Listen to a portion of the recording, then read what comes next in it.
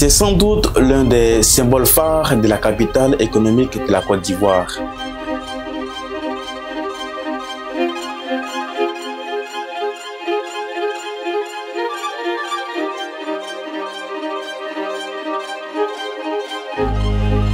Ils sont gâtés, donc ils passent par là pour rentrer.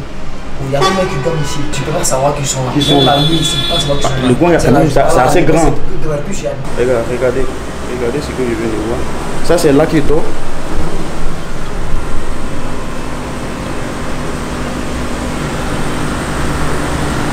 Donc franchement, il n'y a pas d'autre mot pour ce lieu qui était autrefois un lieu de grande importance. Aujourd'hui, c'est délabré, c'est délaissé dans la main des brigands et autres. Ça ne représente pas vraiment la Côte d'Ivoire.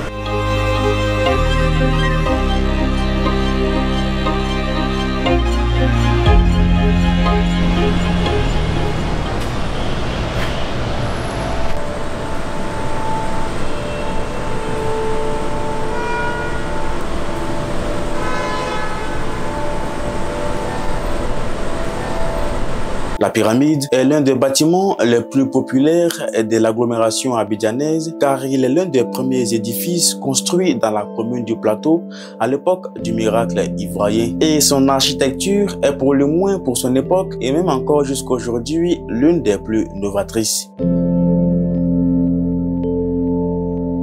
Cette grande pyramide, attachée à une paire de tours d'ascenseurs, est en réalité une tentative audacieuse de réinventer les marchés couverts pour les villes africaines. En son sein, on a construit un grand hall central pour les activités commerciales, au-dessus duquel on a des bureaux, des studios et des commerces, avec en dessous 3 grands sous-sols pour un supermarché, une discothèque et un très grand parking pour plus de 1800 voitures. Mais tout juste une décennie après la construction de la pyramide, le projet s'est avéré être un échec total. La pyramide, tant convoitée et tant plébiscitée par la population ivoirienne, s'est complètement vidée de tous ses occupants. Et la crise économique qui va étrangler la Côte d'Ivoire au milieu des années 1980 n'arrange pas du tout son sort. Ainsi, au fil des années, le joyau architectural s'est considérablement dégradé et est devenu insalubre et très dangereux dans les années 2000. Et même encore pire aujourd'hui, comme j'ai pu le constater par moi-même au cours de ce reportage, la pyramide est devenue le fief des sans-abri et des fumeurs. Mais ce n'est qu'une partie des causes qui ont précipité la chute de la pyramide. Comme nous allons le voir dans cette vidéo, plusieurs facteurs majeurs ont joué un rôle clé dans son abandon si brusque. Les amis, bienvenue dans cette nouvelle vidéo. J'espère que vous allez bien. En tout cas, moi, c'est le cas. J'espère que cette année 2025 sera une très belle année pour vous. Et de mon côté, avec mon équipe, on vous prépare des très bonnes vidéos, des très bons reportages, des interviews sur plusieurs sujets, des sujets variés à travers la Côte d'Ivoire et même, pourquoi pas, dans la sous-région, que ce soit au niveau politique, au niveau socio-culturel et des interviews qui peuvent vous intéresser. Je suis sûr qu'il y a des sujets que nous allons aborder que vous n'aimeriez pas du tout rater. N'hésitez pas de vous abonner à la chaîne YouTube et d'activer la cloche de notification qui va apparaître tout juste après l'abonnement pour être directement informé lorsque nous publierons nos prochaines vidéos. Mais avant même de parler des causes qui ont précipité l'abandon de la pyramide, je pense qu'il est important pour vous et moi de comprendre l'histoire même de la pyramide. Alors on est au milieu des années 1960 et la Côte d'Ivoire jouit d'une stabilité politique et d'une croissance économique sans précédent grâce à l'exportation du café et du cacao et d'autres produits agricoles. Cette période, on va la surnommer, c'est le miracle ivoirien pour les connaisseurs. Et ce miracle ivoirien, il va voir le jour sous Félix Houphouët-Boigny, le premier président de la Côte d'Ivoire qui a pris les rênes du pays et juste après son indépendance en 1960. Félix Houphouët-Boigny, il va profiter de cette stabilité politique et de cette croissance économique sans précédent pour lancer un vaste plan de grands travaux à travers la ville d'Abidjan, justement pour hisser cette ville parmi les métropoles les plus modernes du continent. Cette période d'euphorie économique va pousser les autorités du pays de cette époque a imaginé des infrastructures audacieuses et avant-gardistes reflétant à la fois la prospérité de la Côte d'Ivoire et ses aspirations internationales. Le projet de la pyramide est donc né dans un contexte de transformation rapide de la Côte d'Ivoire, porté par l'ambition de moderniser la capitale économique et d'en faire une vitrine du miracle ivoirien. C'est dans ce cadre qu'est confiée en 1968 la conception de la pyramide à l'architecte italien Rinaldo Olivieri. Inspiré par les formes simples mais puissantes des pyramides égyptiennes, Olivieri va proposer une forme pyramidale moderniste faite de béton et de verre qui symboliserait l'innovation et la grandeur. À l'époque, il faut savoir que le plateau d'Abidjan connaît une explosion de son activité, devenant le cœur administratif et économique du pays. La pyramide est donc pensée pour devenir un pôle névralgique regroupant des bureaux, des commerces et des espaces administratifs dans une forme jamais vue auparavant en Afrique subsaharienne. Les travaux débutent en 1970. Le financement de la pyramide est assuré par l'État à travers la SONAFI, la Société nationale de financement, grâce aux revenus considérables amassés avec la vente des produits agricoles. La SOCIPEC SA, une société immobilière, est chargée de bâtir l'édifice pour le compte de l'État. Mais plus globalement, il faut savoir que la construction de la pyramide a nécessité des ressources locales et internationales, montrant ainsi la capacité de la Côte d'Ivoire à attirer des compétences et des technologies étrangères. En 1973, après 3 ans de travaux acharnés et intensifs, la pyramide est inaugurée en grande pompe. Au total, le bâtiment compte 15 étages et mesure 62 mètres de haut. La pyramide devient immédiatement un symbole de modernité, dominant la skyline d'Abidjan et représentant les ambitions économiques et culturelles d'un pays en plein essor. Il faut savoir qu'à cette époque, tout juste après son lancement, la pyramide abrite des entreprises prestigieuses, des institutions publiques et des commerces. Vous l'aurez compris, la pyramide va marquer un tournant décisif en s'éloignant des styles architecturaux traditionnels, ce qui en fait l'un des symboles du modernisme dans l'architecture africaine. Et à son achèvement, elle était considérée comme l'une des structures les plus impressionnantes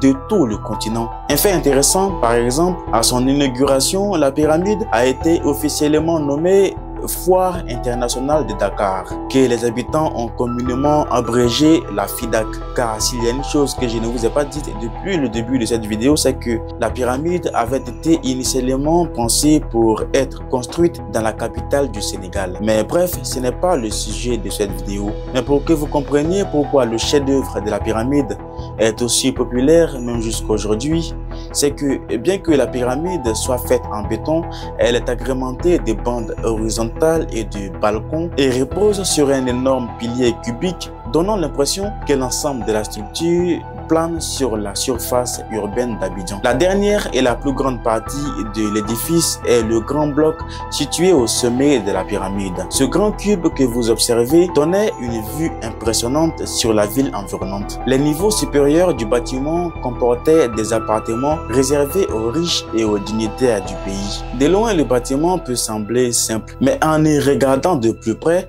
on peut observer des détails extraordinaires. Certaines façades sont ornées de façades colorées et de mosaïques carrelées, tandis que d'autres parties extérieures sont décorées de fresques artistiques évoquant les côtes rocheuses du continent et les mers bleues d'azur. Mais bien qu'étant l'un des bâtiments les plus emblématiques de la capitale économique, la pyramide s'est complètement détériorée au fil des années. Les troubles politiques et les blocages administratifs ont aggravé son état, et le bâtiment reste aujourd'hui encore très déplorable. Toutefois, grâce à l'utilisation de matériaux comme le béton, le marbre et l'aluminium, le bâtiment a pu résister à des adversités comme l'incendie survenu en 2015. Mais comment en est-on arrivé à ce niveau? Il faut savoir que la pyramide a fait face à de nombreuses difficultés. Les premières difficultés qu'on peut citer sont les problèmes financiers. Le projet ambitieux et futuriste de la pyramide pour un jeune pays démocratique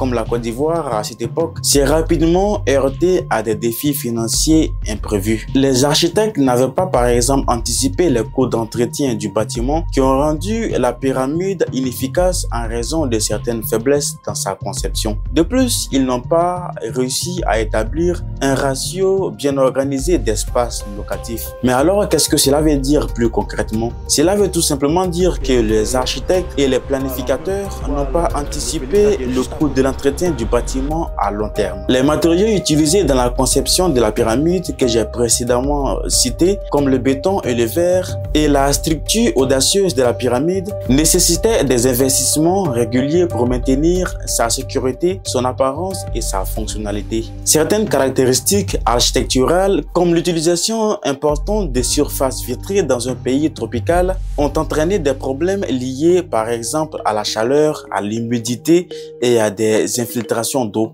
Ces faiblesses, bien évidemment, vont augmenter le besoin en climatisation et en réparation, ce qui va augmenter le coût du bâtiment. Vous devez savoir qu'un bâtiment commercial comme la pyramide dépend de sa capacité à générer des revenus grâce aux loyers payés par ses occupants. Par les occupants, on entend par là les bureaux, les commerces, etc. Tous ceux qui vont occuper le bâtiment. Et si les espaces locatifs ne sont pas bien répartis, sous-dimensionnés ou sont peu attrayants pour les locatifs, cela va créer un désintérêt de la population vis-à-vis du bâtiment et le bâtiment va devenir plus un fardeau qu'un atout, ce qui va augmenter encore plus les coûts de l'entretien que les revenus générés grâce aux espaces locatifs. Après le crash économique en 1980, le bâtiment n'a jamais réussi à stabiliser ses activités et est resté inoccupé. Son état va alors rapidement se détériorer dans les années 1990 et est devenu dans les débuts des années 2000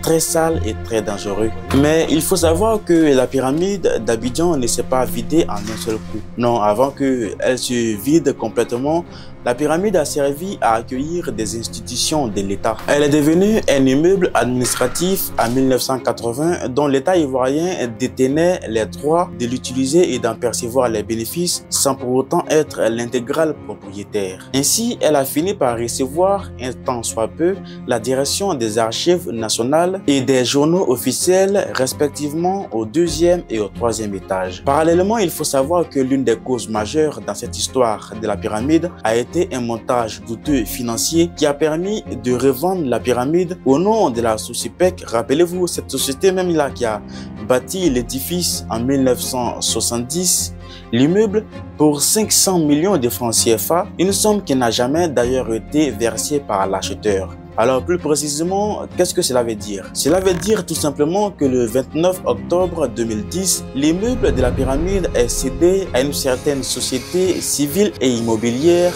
dénommée les Pharaons pour une somme totale de 500 millions de francs CFA, dont 413,3 millions de francs CFA devaient être versés dans les caisses de l'État. Mais voilà le problème, l'État ivoirien va affirmer n'avoir jamais reçu ces fonds. Pour vous éclairer un peu plus sur ce point, car c'est un point qui mérite une vidéo tout entière, je vais vous rediriger vers un article d'Abidjan.net dont vous retrouverez le lien dans la description de cette vidéo pour vous documenter davantage sur ces litiges fonciers. Mais il faut savoir qu'après des discussions, l'État ivoirien a repris la propriété de la pyramide en 2022.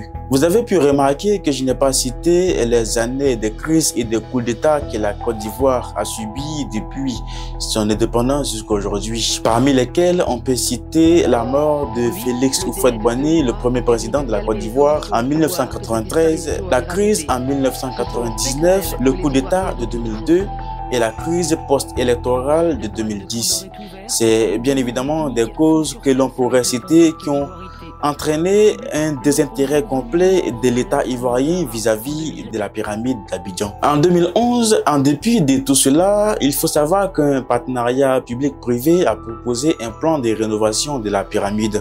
Le gouvernement ivoirien envisageait d'en faire une attraction touristique pour la ville d'Abidjan, afin de redynamiser cette partie de la ville et d'en faire un pôle économique et commercial qu'elle était censée devenir à son origine. En soi, c'est une bonne idée visiter personnellement compte tenu de la position de la Côte d'Ivoire comme l'un des pays les plus prisés au niveau touristique dans la sous-région. À titre d'exemple, le jour où j'ai réalisé ce reportage dans la commune du Plateau, j'ai eu l'occasion de rencontrer une Kenyane qui travaille au compte de plusieurs entreprises africaines et intercontinentales, qui est chargée de capturer ces genres d'édifices et de les mémoriser à travers le temps. Alors, en regardant ce genre d'intérêt vis-à-vis de la pyramide, on pourrait se dire qu'il suffirait de donner un coup de peinture à la pyramide pour qu'elle attire de plus en plus de visiteurs. Enfin, un coup de peinture, pas vraiment, parce que ce coup de peinture dont nous parlons et qui va entrer dans le cadre de la rénovation de la pyramide est estimé à environ 17 milliards 710 millions de francs CFA, un montant qui a été jugé trop élevé par l'État ivoirien. En 2023, à l'occasion de la CAN qui devait se dérouler en janvier 2024, la pyramide a célébré son 50e anniversaire et à l'occasion,